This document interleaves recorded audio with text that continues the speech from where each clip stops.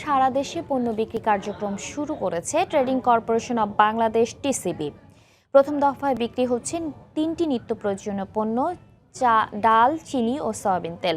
TCB কর্তৃপক্ষ জানায় এবছর প্রতি কেজি চিনি 47 টাকা, মসুর ডাল 44 টাকা এবং সয়াবিন তেল কেজি প্রতি 85 টাকায় বিক্রি হচ্ছে। রোজার শুরুর 5 দিন আগে ছোলা ও 2 দিন আগে খেজুর বিক্রি শুরু হবে।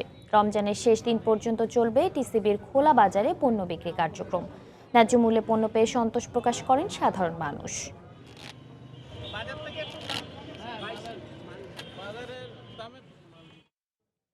টিসিবির পণ্য বিক্রির কার্যক্রমের খবর জানাতে এই মুহূর্তে খুলনায় আছেন রিপোর্টার তরিকুল ইসলাম। সরাসরি চলে যাচ্ছি তার কাছে। তরিকুল।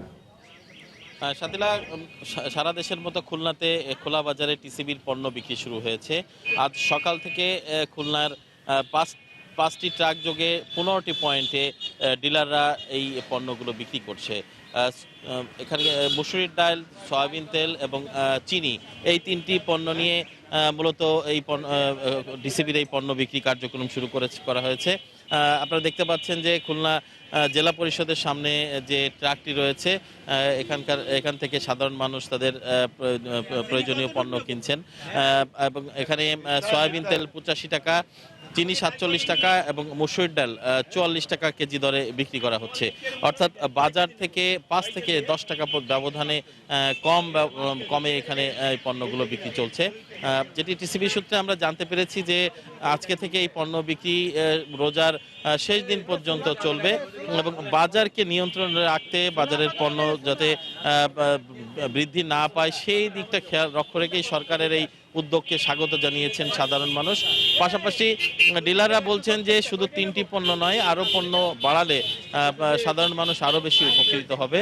তবে রোজার 2 দিন আগে থেকে ছোলা এবং খেজুর বিক্রির সিদ্ধান্ত নিয়েছে টিসিবি। সেই বিষয়টিও আমাদেরকে জানিয়েছেন টিসিবির সংশ্লিষ্ট যারা কর্মকর্তা রয়েছেন তারা। তো আমরা আরেকটি যে বিষয়টা উল্লেখ করে যেটি দেখেছি যে খুলনা জেলাতে 119 জন ডিলার তাদের এই টিসিবি পণ্য তারা বিক্রি করছে। এর থেকে কিন্তু খুলনায় 5 থেকে 7 লাখ মানুষ উপকৃত হবে বলে আমরা জানতে পেরেছি। এছাড়া খুলনা বিভাগের 10টি জেলার বাইরে আরও 4টি জেলা, মোট 14টি জেলা খুলনা আঞ্চলিক অফিস থেকে তারা পণ্য উত্তোলন করছে। তো এই ছিল আমার কাছে সাথীলা খুলনা থেকে টিসিবির পণ্য বিক্রির সর্বশেষ খবর। রমজান উপলক্ষে টিসিবির পণ্য বিক্রি কার্যক্রমের সর্বশেষ আমাদেরকে জানাচ্ছিলেন খুলনা থেকে সহকর্মী তরিকুল ইসলাম। সময় সংবাদে